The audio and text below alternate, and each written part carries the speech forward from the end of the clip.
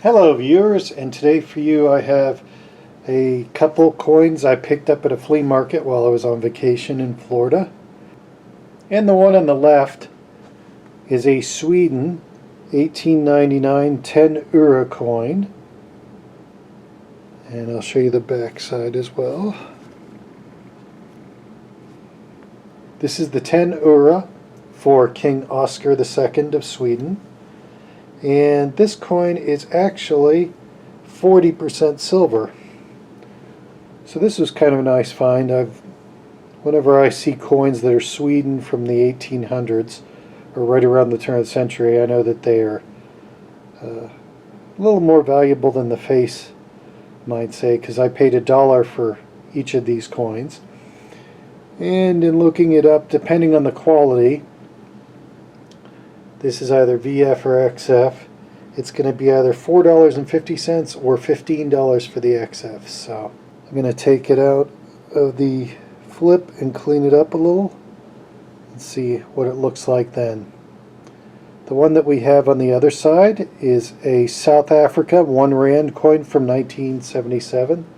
I don't have any 1 Rand coins from 77, so I picked this up for $1, and it's worth about $1.30 in that condition. But this is a coin I didn't previously have, so that's why I picked that one up out of a grab box that they had.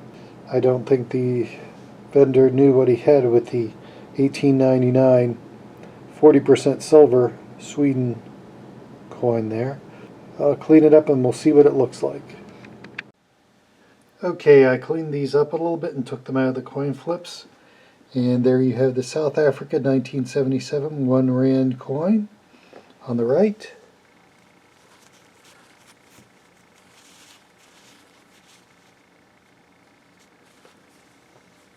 And on the left you have the 10 euro 1899 coin.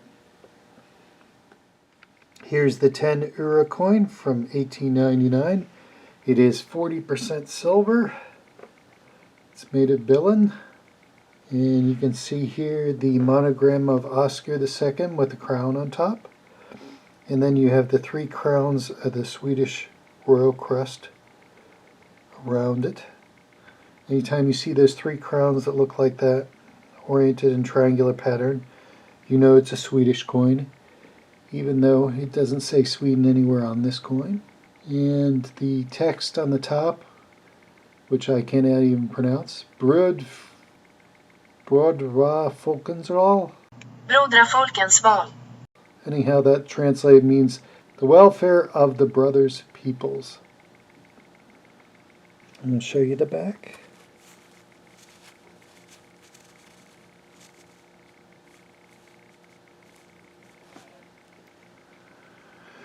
On the back it says Tio Ura 1900. It says 10 euro. And they say it should have a plain edge, which it does.